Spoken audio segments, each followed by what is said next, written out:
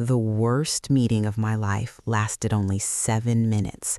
Not because it ended quickly, but because I spoke for almost the entire 7 minutes and somehow said absolutely nothing. You know the kind of moment I mean. You're explaining something important, you keep talking, you keep adding more details, but slowly you notice something terrifying. People are looking at their phones, someone is checking the clock, another person nods politely but clearly isn't listening anymore. That day, I walked out of the meeting embarrassed. I thought I had a speaking problem, but later that day, my mentor told me something that changed the way I speak forever.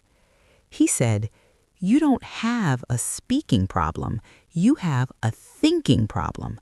And then he taught me a simple rule that changed everything. A few years ago, I was working on an important project. My manager asked me to present an update during our weekly meeting. I prepared a lot. I wrote notes, I reviewed the data, I even practiced a little. But when the moment came to speak, something strange happened. I started explaining the background, then the context, then another detail, then another explanation, then another example. Before I realized it, I had been talking for several minutes. I thought I was doing well. After all, I had a lot of information. But when I looked around the room, I noticed something uncomfortable. Nobody looked engaged. One person was typing, another was staring at the table, someone else looked completely lost. And suddenly I understood something painful. The more I spoke, the less people understood. After the meeting ended, I felt frustrated. I knew the project well, I had good ideas, but somehow I couldn't explain them clearly. That afternoon, my mentor called me into his office. He asked me a simple question.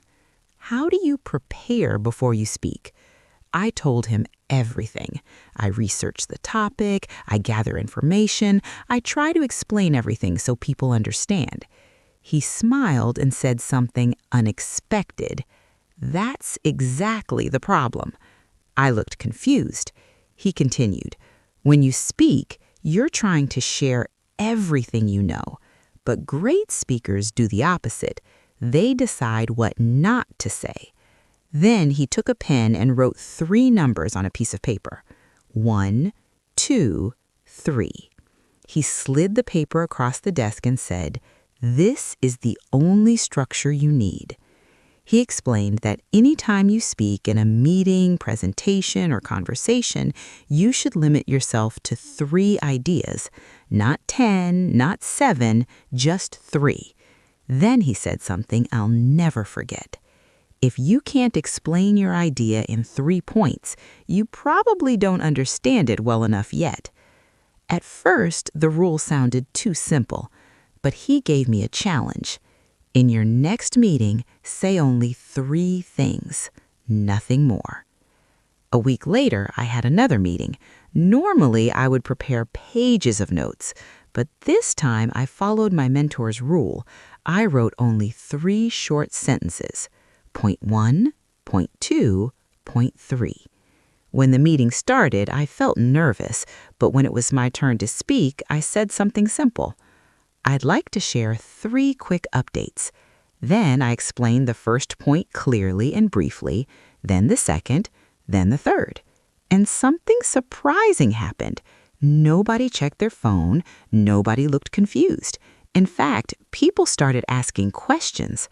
For the first time, the conversation felt focused. And when the meeting ended, my manager said something simple. That was very clear. It was the first time anyone had ever said that about my speaking, all because of 3 ideas. Most people think speaking clearly means saying more explanation, more details, more words. But great communicators understand something different. Clarity comes from limitation.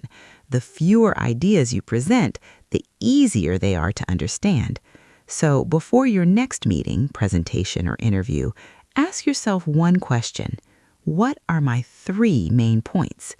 If you can answer that, you'll already be clearer than most speakers.